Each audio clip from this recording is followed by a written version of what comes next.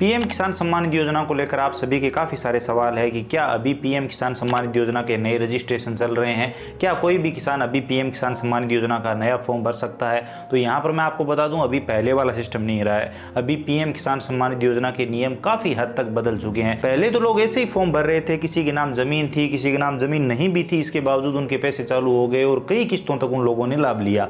लेकिन अभी पीएम किसान सम्मान निधि योजना में न्यू रजिस्ट्रेशन का प्रोसेस पूरी तरह से बदल चुका है, नए नियम आ चुके हैं। तो अभी कोई किसान अगर जुड़ना चाहता है तो उसको बहुत कुछ चीजें चाहिए होगी। और कौन किसान जुड़ सकता है, चलिए स्टेप बाय स्टेप समझते हैं। सबसे पहला पॉइंट, अगर किसी किसान को जमीन 1/2/2019 के बाद मिली है, यानी 1 फरवरी 2019 के बाद उस किसान के नाम पर जमीन चढ़ी है, तो वो किसान पीएम किसान सम्मान निधि योजना के लिए हकदार नहीं है। अब ये नियम क्यों लाया गया है, 1/2/2019 के बाद अगर किसी किसान के नाम जमीन चढ़ती है तो वो पीएम किसान सम्मान निधि योजना का लाभ क्यों नहीं ले सकता, ये मेरी समझ से बाहर है, लेकिन वो किसान लाभ नहीं ले सकता। दूसरा, खुद के नाम से जमीन होनी चाहिए। तो कहने का मतलब 1/2/2019 से पहले से आपके नाम पर ज़मीन होनी चाहिए, चाहे आपको विरासत में ज़मीन मिली हो, चाहे आपने रजिस्ट्री करवाई हो, चाहे आपको ज़मीन अलॉट हुई हो, चाहे आपको गिफ्ट हुई हो, चाहे आपके पिता की डेथ के बाद, पति की डेथ के बाद, माता की डेथ के बाद किसी भी तरीके से आपको ज़मीन मिली है, वो 1 तारीख दूसरा महीना और 2019 से पहले मिली हुई होनी चाहिए। इस डेट से पहले आपका नाम आपकी जमाबंदी में दिखाई देना चाहिए, तभी आप पीएम किसान सम्मान निधि योजना के लिए हकदार है। और जमाबंदी में आपका नाम होना चाहिए, यानी खुद के नाम से ज़मीन होनी चाहिए। तीसरा पॉइंट, उस ज़मीन की फार्मर आईडी बनी हुई होनी चाहिए। अभी आप फार्मर आईडी के बिना फॉर्म नहीं भर सकते। अगर फार्मर आईडी बनी हुई है तो कम से कम 15-20 दिन पुरानी होनी चाहिए, क्योंकि अगर आपने आज ही फार्मर आईडी बनाई है तो वो आपके पीएम किसान सम्मान निधि योजना के फॉर्म में दिखाई नहीं देगी।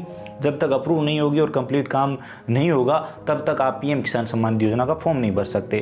तो अगर आपके पास पुरानी ज़मीन है, 1/2/2019 से पहले से आपके नाम पर है, तो अभी आप फार्मर आईडी बनवा लीजिए और 15-20 दिनों के बाद आप फॉर्म भर सकते हैं। अब बात यहीं पर ख़त्म नहीं होती, आपके आधार कार्ड में मोबाइल नंबर भी लिंक होने चाहिए। आधार कार्ड के साथ बैंक अकाउंट भी लिंक होना चाहिए। सिर्फ बैंक खाते में आधार लिंक होना जरूरी नहीं है, आपके कई बैंक खातों में आधार लिंक हो सकते हैं, लेकिन पैसे उसी खाते में आएंगे जिसमें डीबीटी इनेबल होगा। अगर आपको ये चीज़ समझ में नहीं आ रही है तो आप पोस्ट ऑफिस में अकाउंट ओपन करवा लीजिए, उसमें डीबीटी ऑटोमेटिक इनेबल हो जाता है। या फिर आप बैंक में जाकर बोल सकते हैं कि आप हमारे अकाउंट में डीबीटी इनेबल कर दो, उसके बाद आपके उस खाते में पीएम किसान सम्मान निधि योजना के पैसे आने लगेंगे। और अगर आपको पता नहीं है तो यहाँ पर मैं आपको बता दूं, आपके फॉर्म में बैंक की डिटेल नहीं लगती है। जब आप पीएम किसान सम्मान निधि योजना का रजिस्ट्रेशन करेंगे, फॉर्म भरेंगे, तो उसमें आपका बैंक खाता नहीं लगता, आधार कार्ड से ऑटोमेटिक बैंक खाता उठाया जाता है। तो इसलिए आपके आधार से बैंक खाता लिंक होना चाहिए और उसमें डीबीटी भी इनेबल होना चाहिए। अगला और सबसे जरूरी पॉइंट, अगर आपके परिवार में ऐसा कोई सदस्य है जो पहले से पीएम किसान सम्मान निधि योजना का लाभ ले रहा है तो आपको लाभ नहीं मिलेगा। कहने का मतलब एक परिवार में एक ही सदस्य पीएम किसान सम्मान निधि योजना का लाभ ले सकता है। हो सकता है आपके परिवार के सभी सदस्यों के नाम पर जमीन हो, लेकिन हकदार सिर्फ एक ही है, जिसने पहले से फॉर्म भर रखा है, जिसके पैसे आ रहे हैं वही लाभ लेगा, बाकी सदस्यों को लाभ नहीं मिलेगा। अगर आप फॉर्म भर रहे हो तो आप जो पहले सदस्य को लाभ मिल रहा है वो भी आप खो सकते हो, मतलब दोनों के बंद हो जाएंगे। सस्पेक्ट फ्रॉड की कैटेगरी में आप आ जाओगे और आपके दोनों के पैसे बंद हो जाएंगे अगर एक से ज़्यादा आप फॉर्म भर रहे हो तो। तीसरा, आप टैक्स पेयर नहीं होने चाहिए, यानी अगर आपके पास काफ़ी पैसे और आप टैक्स दे रहे हो तो आप इस योजना के लिए हकदार नहीं हो। इसके अलावा अगर आपके परिवार में कोई गवर्नमेंट कर्मचारी है तो भी आप पीएम किसान सम्मान निधि योजना के लिए हकदार नहीं हो। तो ये सब चीज़ें लागू होती है। अगर आप इन कैटेगरियों में नहीं आते और जो मैंने बताया वो आपके पास है तो आप पीएम किसान सम्मान निधि योजना का फॉर्म भर सकते हो। जो बेसिकली मैं चीज़ बता देता हूँ, 1/2/2019 से पहले से आपके नाम पर ज़मीन है, आपकी ज़मीन की फार्मर आईडी बनी हुई है, आपके आधार कार्ड में आपके आधार से बैंक खाता लिंक है, बैंक खाते में डीबीटी इनेबल है, तो अभी आप फॉर्म भर सकते हो। और आधार कार्ड में मोबाइल नंबर लिंक है तो आप फॉर्म भर सकते हो। जी हाँ, फॉर्म के लिए साइट ओपन है, अभी फॉर्म भरे जा रहे हैं, नए रजिस्ट्रेशन हो रहे हैं, लेकिन ये चीज़ें आपको चाहिए होगी तभी आपके पैसे आएंगे।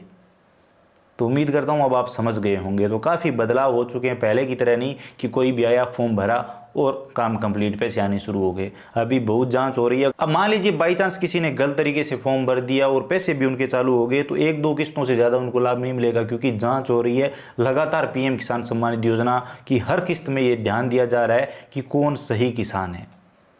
तो आप इन सब चीज़ों को मद्देनज़र ही रखते हुए फॉर्म भरें ताकि आपका पैसा बंद ना हो और आपको पीएम किसान सम्मान निधि योजना का लाभ कंटिन्यू मिलता रहे। उम्मीद करता हूँ अब आप समझ गए होंगे, आपको वीडियो इन्फॉर्मेटिव लगा होगा, आपको ये चीज़ अच्छे से समझ में आ गई है कि कौन पीएम किसान सम्मान निधि योजना में जुड़ सकता है और कौन हकदार नहीं। बाकी गवर्नमेंट के ये जो नियम है, क्या वो नियम सही है, आप बताइए कमेंट सेक्शन में। अगर वीडियो इन्फॉर्मेटिव लगा है तो लाइक करिए, अपने दोस्तों के साथ शेयर करिए, चैनल पर नए हो तो सब्सक्राइब करके बेल आइकन प्रेस कर सकते हो ताकि आने वाले सभी वीडियो और नई नई अपडेट आप सबसे पहले देख पाएं। इसके अलावा अगर आपके मन में कोई भी सवाल सुझाव है, आप और कुछ भी जानना चाहते हो, बताना चाहते हो, तो बताइए कमेंट सेक्शन में, हम जरूर बात करेंगे। चलिए मिलते हैं अगली वीडियो में नई अपडेट के साथ।